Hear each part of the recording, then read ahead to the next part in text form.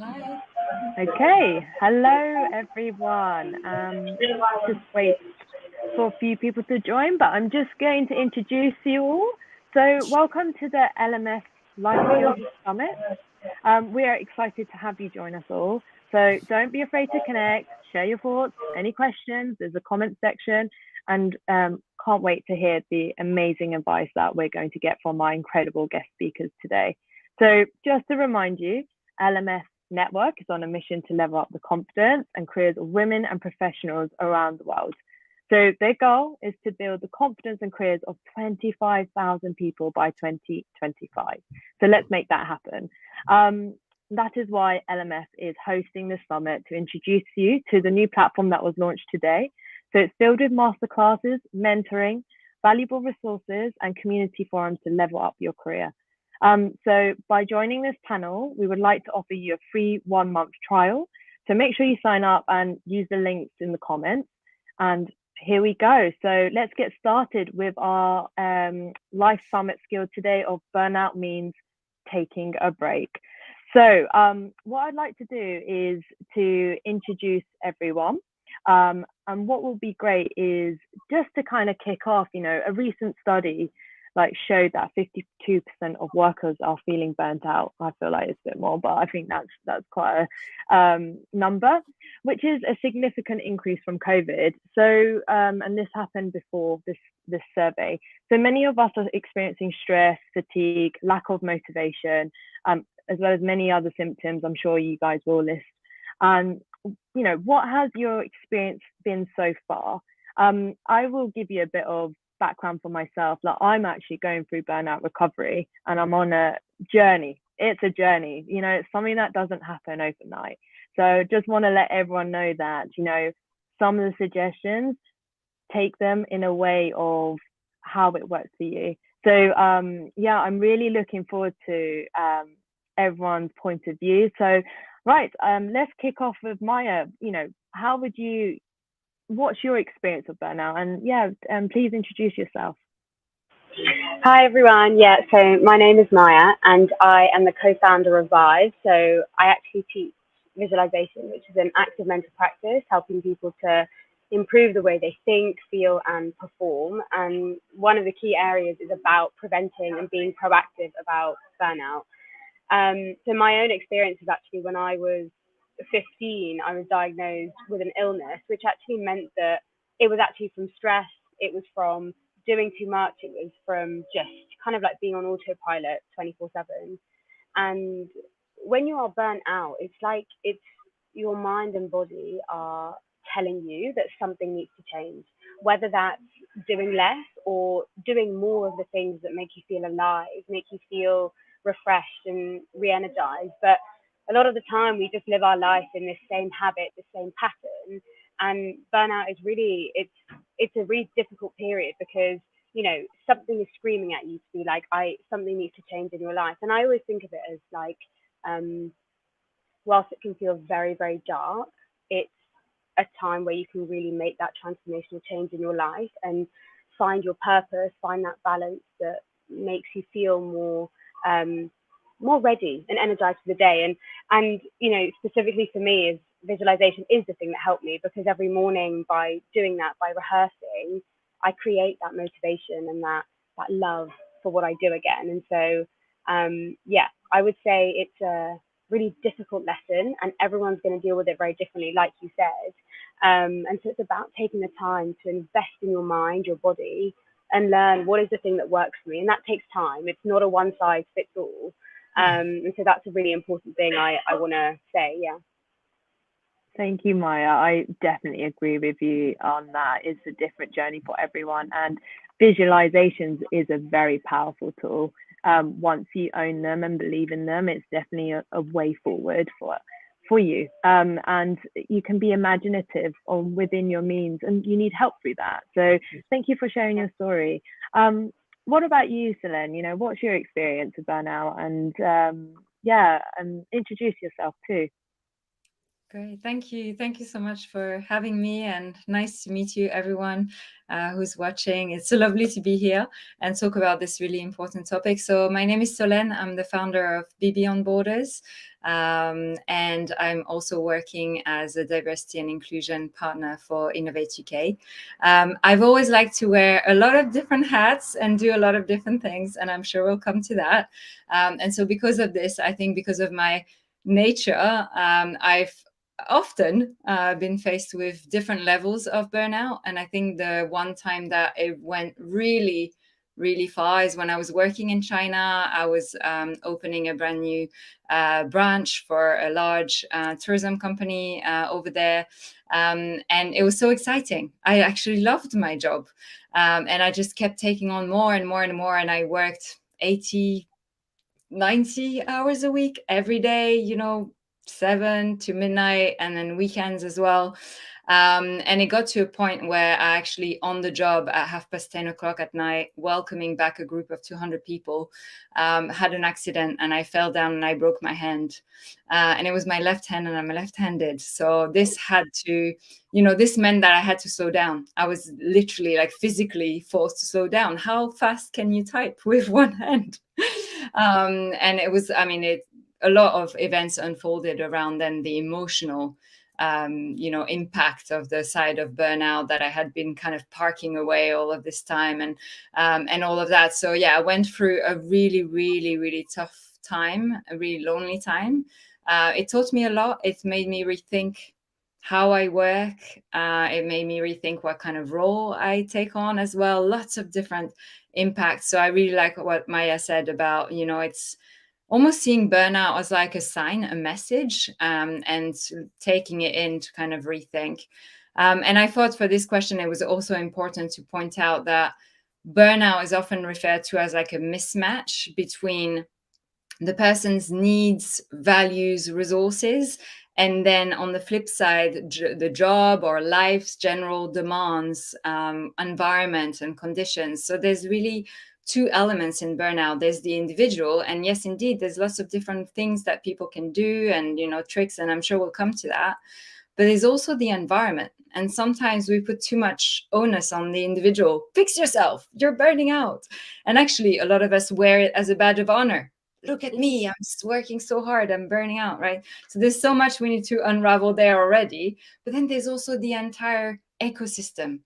If a fish is in dirty water, what do? You don't tell the fish off. What are you doing here? You change the water.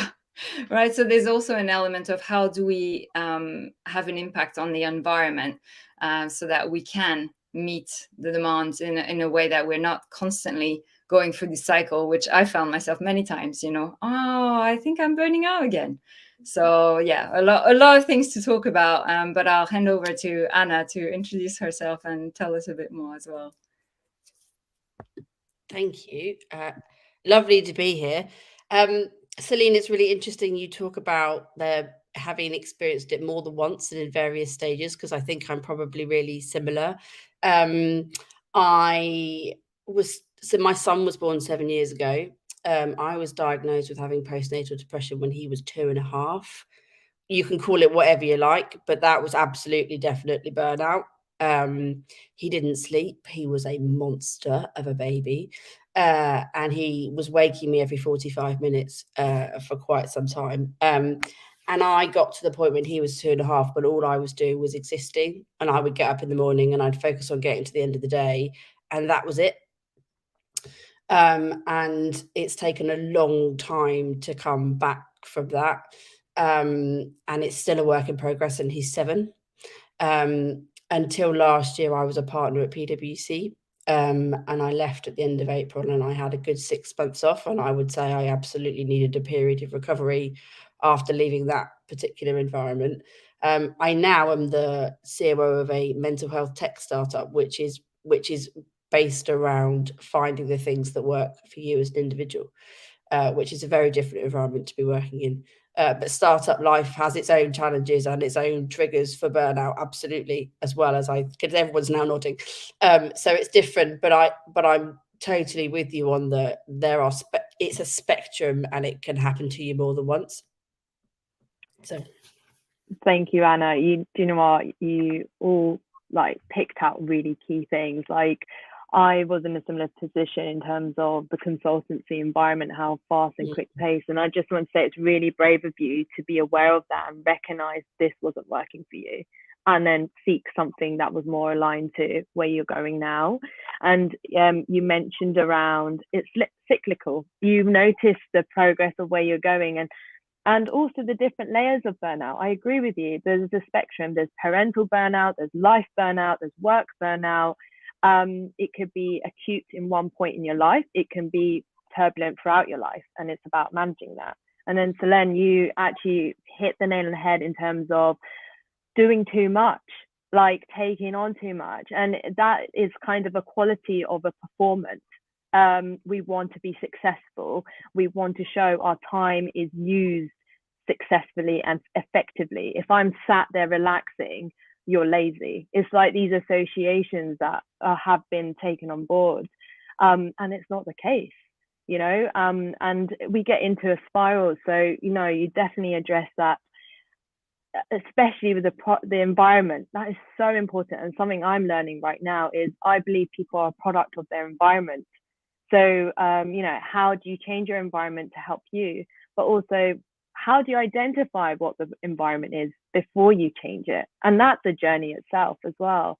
So no, thank you so much for introducing yourselves, and I'm really excited to dive into these questions with you. So I'll start with Anna. So you're passionate about your mental health. What do you think is important to have, like open, honest conversations about mental health and burnout in the workplace? How does this benefit professionals in their career? I say there's a scary statistic which says 50% of us at some point in our life will have a mental health issue.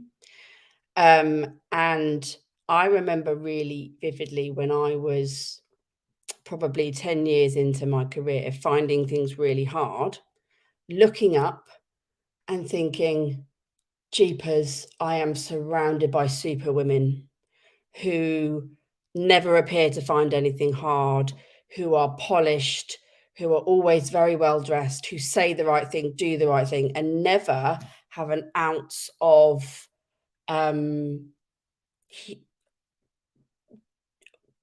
doubt or any sort of outward display of sometimes this stuff is really hard to do.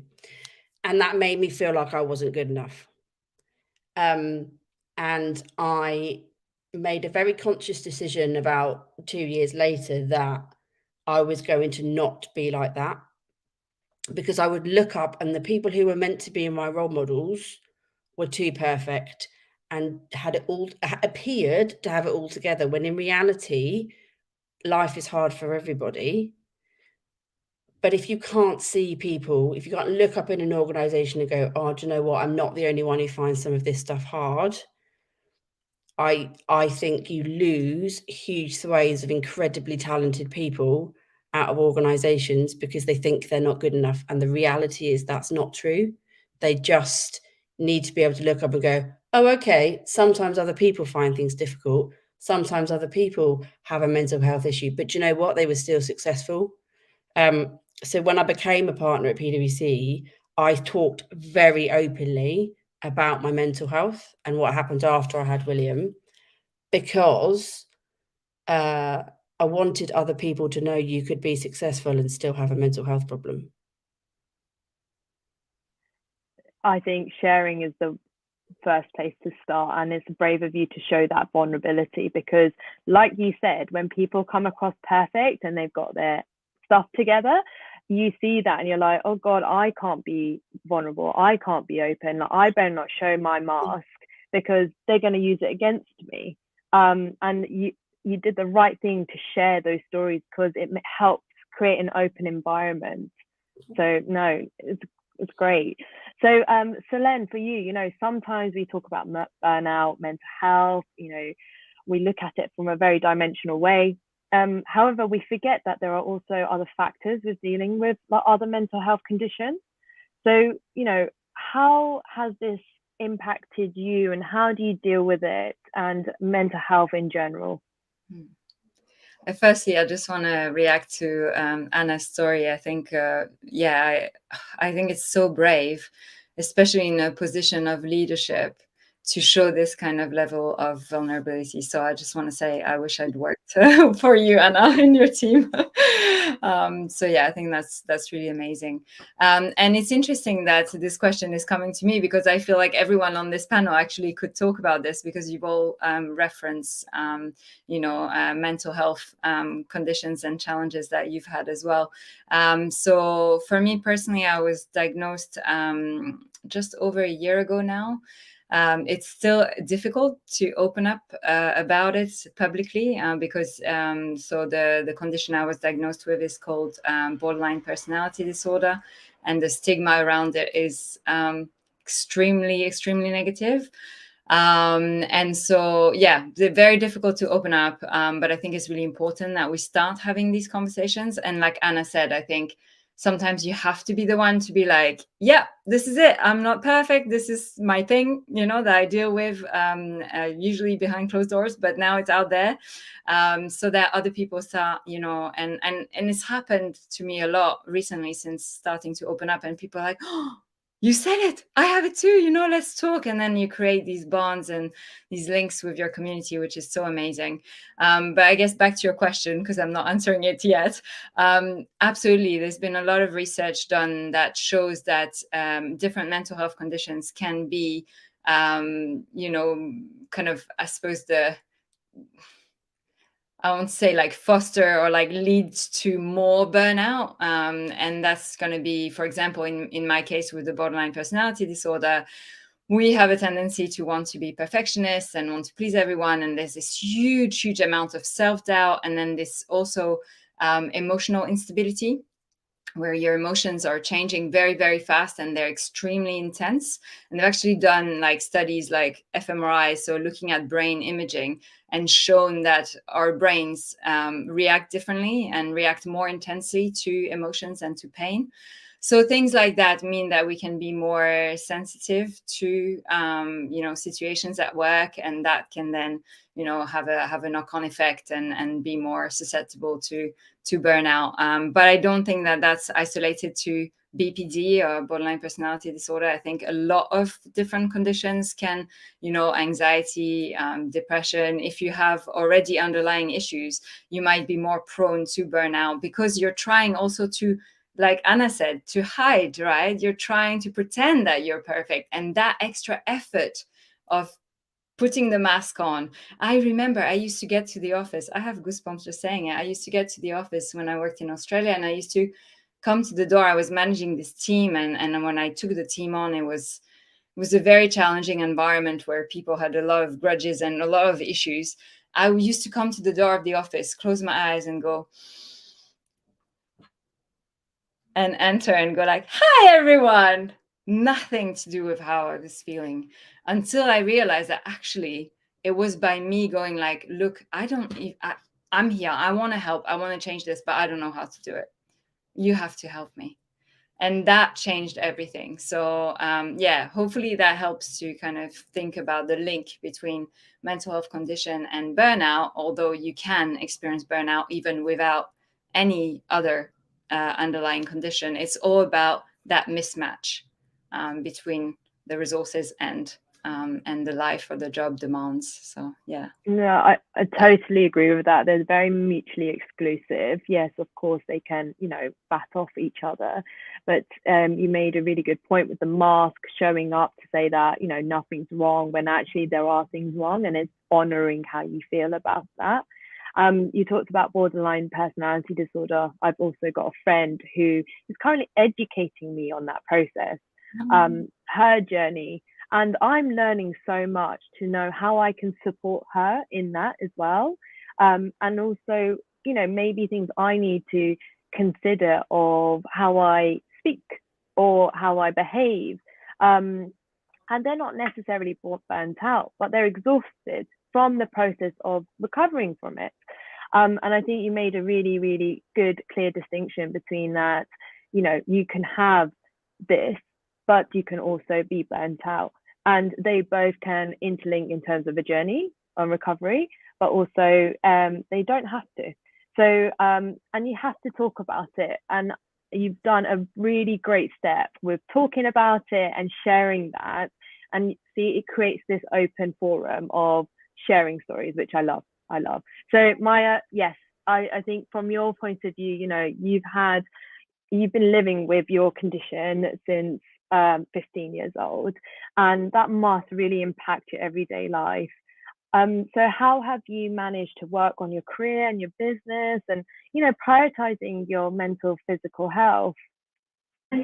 Yeah, I mean, firstly, what you guys have been saying is gold. Like it's so important, and I think on the topic of sharing stories, it took me 8 years, like 8 years. I was silently suffering for so long, um, and it really does require like that courage and that bravery to just be like, okay, yeah, I am struggling with X, or I'm on this journey.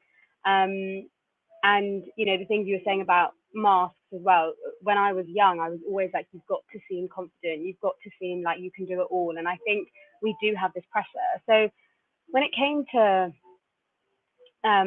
you know, me running the business and learning about my own health, I think for me it became about stop reacting to what's happening in my life and start being proactive to it. So I think a lot of us, we wait until we're too tired, or we wait until it's kind of too late. It's too late for us to, you know, come back. And I think I've started learning that those proactive things, it doesn't need to be like huge things. It can just be one thing a day, like finding something you're grateful for. And I know a lot of people think that, oh, this is just so like, you know, this is rubbish and it doesn't do anything. But those small changes done consistently make all the difference to us. They really do, because the way our minds have been wired from since we were young is, you know, we're full of those beliefs that just navigate everything, whether that's I'm not good enough, or I can't do this, or that person's better than me, you know, the comparison, all of that. And I think it's super important to take a step back and be like, what do I need and what can I do for myself? The tiniest things that will make me feel better.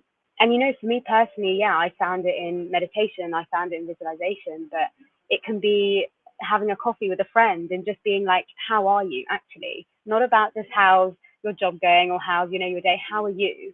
And you know, I heard this stat that you actually have to ask someone 5 times, how are you, to actually get the answer that you're looking for. And I think that's just like, isn't that interesting that same kind of thing with the mask. We're so used to just saying, yeah, I'm fine. How are you? But actually, let's take that moment to be like, no, this is how I'm feeling. And this is a really good opportunity as well, not only for ourselves, but the other people in our life to do the same for them. You know, if we say, how are you doing, or how's work going, actually listen to it and think, okay, but how are you actually, or are you okay? And it's you know, just like how we would want that, it's great to give it to someone else too. So whether it's having, yeah, coffee with a friend, maybe it's going for a walk, it could be playing with your dog. There are so many different things that can, you know, really start to help. And I think other practical tools, and I'll be honest, I do focus a lot on the tools and the practical things, because it's super important to talk about it. Don't get me wrong, I think it has to start there. But what's really important to me is empowering someone to then make those changes, because that's when you really start to feel yourself again, or become that new version of yourself. And so some other things may include journaling is a great thing. And I actually don't write. Instead, I video journal, just because I find it better. And so there are different ways you can, you know, you can really try. That's a great one. You can write if that works for you. You know, you can find support in different places. You can talk to your friends. There's many different things. And I think some people even go to the gym or they do something active. I think it's a really exciting time, because you get to give yourself that attention that we never really do. Give yourself that pause, give yourself that joy. And ultimately, life is too short, and it's the most expensive thing is to lose that sense of joy or peace that we all have. We've maybe just lost it on the way. And, you know, when I was that young, my future was completely stolen from me, like completely. And it's a really scary thing to feel like you have no hope. Like actively, doctors, people are telling you, Maya, like you will have 24/7 care the rest of your life. And at that age, obviously, yeah, it's quite scary. But I've really got to say, even in those darkest times, and I actually heard this quote today, which I think is really great. in those darkest times, you may feel like you're being buried and there's just no way out. But actually, it could be a time to see yourself as being planted, where you can grow in a different way. You can set those seeds, and like everyone was saying, change that environment. Take out all the rubbish soil and put in new ones, fresh ones. Water it. Like really nourish yourself. You know, whether that's the diet of what you consume online, the content you look at, the things you listen to. All of these things make a huge, huge difference. And yeah, so I think the biggest thing out of all of this, take that time just once, every single day. It can take 10 seconds.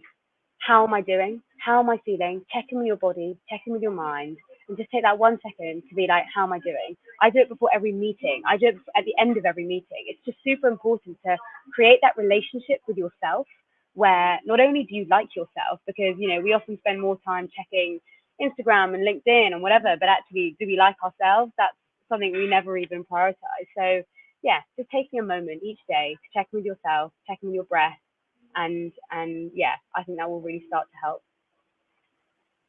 No, thank you, Maya. You like picked on so many things. I'm just like, okay, where do I start? But just to say, like, in terms of the noise that you talked about, it's being proactive and knowing how to like filter through the noise, because that's where it can lead to decision paralysis and fatigue. And I have symptoms of that.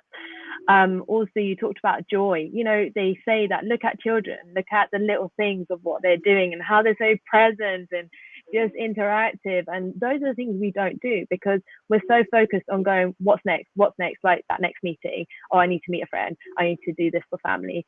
You know, and you're pulled in so many directions. And it's important to have those check-ins. And, you know, there was a really, really good one in terms of, you talked about what are the little things you're doing. We talk so much about subjects. You know, people want takeaways and tools and tactics, and you highlighted some great ones in terms of journaling, meditating, going for walks. And I know people think they need to be groundbreaking, but they're really not. They should be day-to-day, everything, like things that you can do. And that's where the gold mine is finding that 5 to 10 like minutes with yourself and like, what can I do that will bring me that micro happiness? And when you build on that every day, it becomes a habit, then it becomes part of you. So no, that's really great. So I've got a question from LinkedIn. So this is for everyone. So how can you have mental health and burnout discussions with your manager? Especially there's actually quite a big stigma around it. And the work, you know, knowing what the mental health conditions are in the workplace. So, Maya, I'll go back to you. You know, how is something that you can address or you have addressed in the workplace? Yeah, I think that's a really, really great question. You know, that taking that time to be vulnerable and be honest with yourself is genuinely so difficult. And I do think it takes practice as well. I think it's, you know, we're not used to doing that.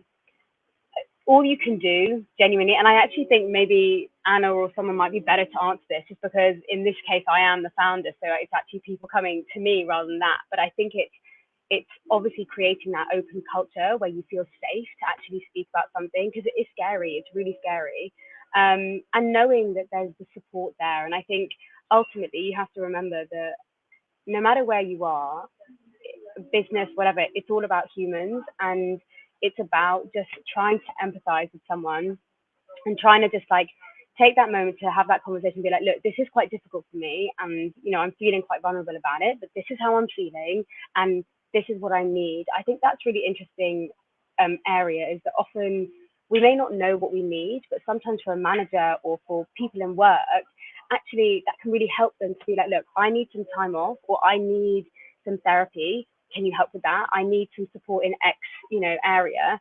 Often that means that you've given them the solution, even though it may not be the perfect one, but at least it gives them some direction, or they can feel like they're helping as well. So I think taking that time to be like, okay, this is what I need, and just knowing that it's a safe space and trying to encourage that culture, I'd say is a really big thing, and something that I hope more companies are doing. But yeah, I'd also love to hear what, you know, Anna, especially where you've been in PwC, I think it's, I'd love to hear that.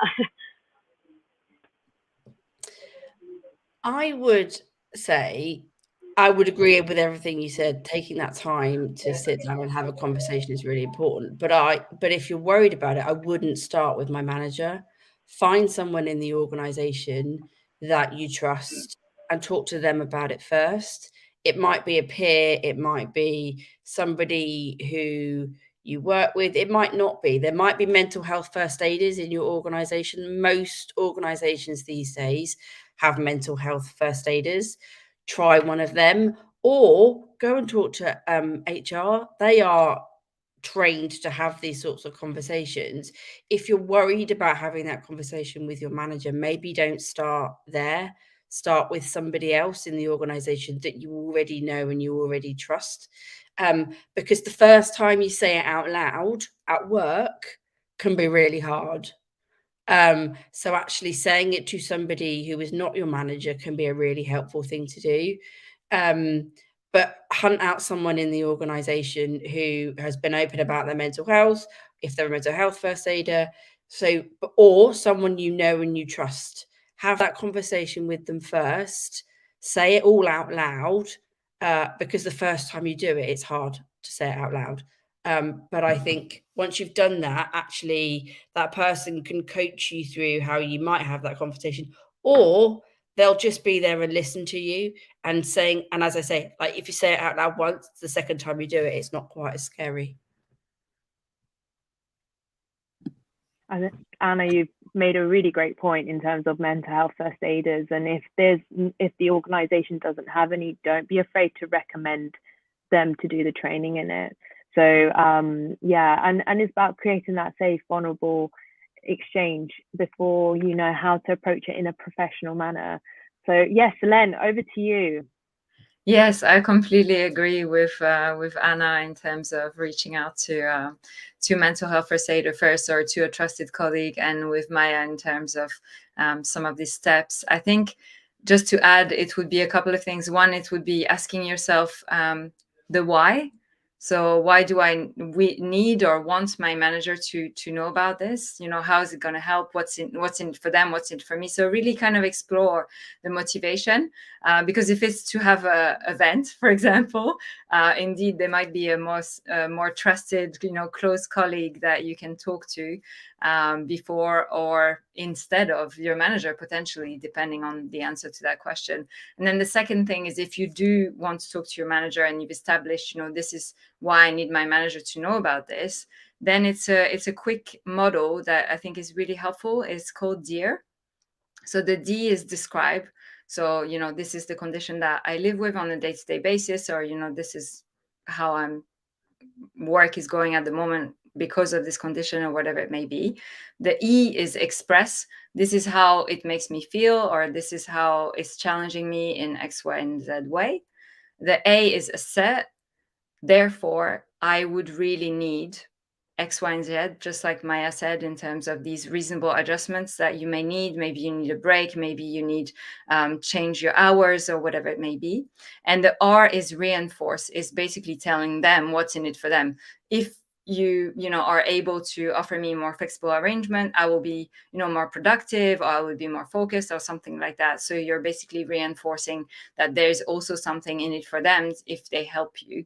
And this, you just use 2 free sentences per letter, and it allows you to literally just rehearse that bit, and you say that bit, and then it makes the rest of the conversation, I think, much easier, and you're also more clear about your message and what you're trying to get from the exchange, which I think really helps, especially if, like Anna pointed out, you don't yet have this really solid trust. Of course, if your manager is like almost a friend, and you can tell them exactly how it is, then even better.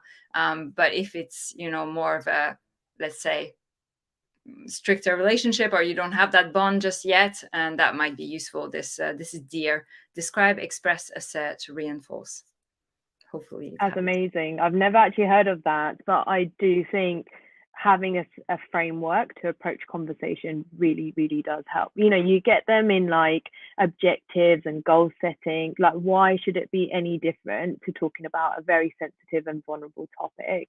And especially if it is in a professional relationship, and it makes it clear. So really, really appreciate everyone's answers to that. We are obviously running a bit out of time. So what I'd really like to do is just one quick question, and if you can answer it in a couple of words or a sentence, that would be great. So, one of the main recommendations to treat burnout is taking a break. It's easier said than done, right? I still struggle with that.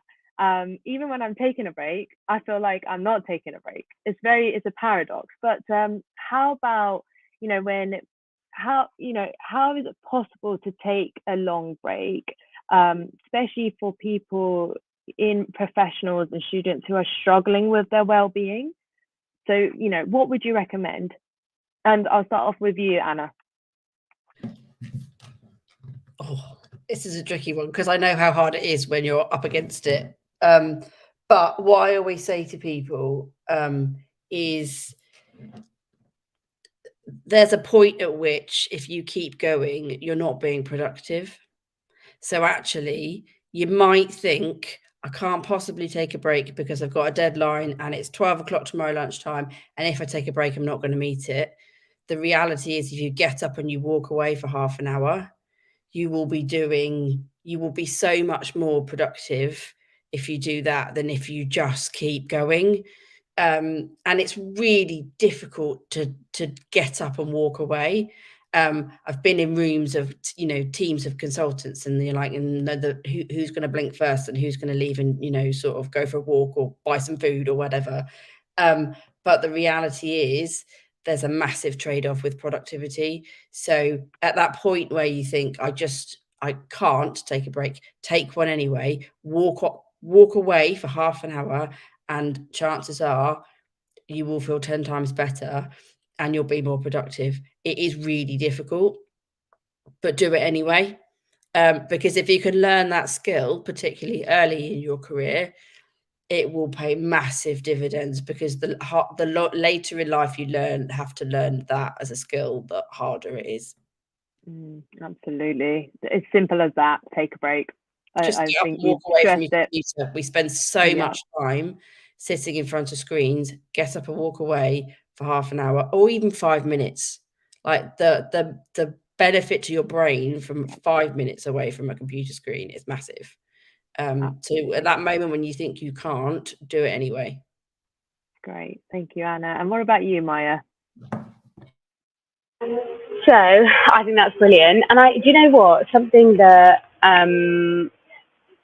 I think will resonate is we are so disciplined and so good at charging our phones, our computers, having that 100%. We make it our priority even when we go to bed. And I literally ask yourself, what if I literally gave myself that same sort of chance to recharge? Because over the day, you're going to feel a little bit more tired and things like that. So understanding that breaks are a chance to recharge, literally give yourself a bit more energy, a bit more motivation. And, walking is a great way. I'd also say, just breathe. Take 1 second to just take a deep breath, and that will take literally 10 seconds. And you'll just feel a sense of, we hold so much tension even when we're just at the laptop. So just give yourself that one moment to just breathe, literally a few breaths a day. And I think it goes back to just doing those small things. And I truly agree. If you say, I don't have time for a break, you are 1,000% the person who needs the break more than anyone here. Because we love giving those excuses, but really give yourself that chance to charge yourself, honestly charge yourself, because if we're going to do it for our phones, I think we definitely are above that. So, I'd say that. I just say ask yourself that. And the last thing I would say, it's kind of like my why, is that if you don't work, your dreams, your work will also not work. So you have to put yourself first. You always have to do whatever you can to help yourself be in the best possible mental and physical place you can be.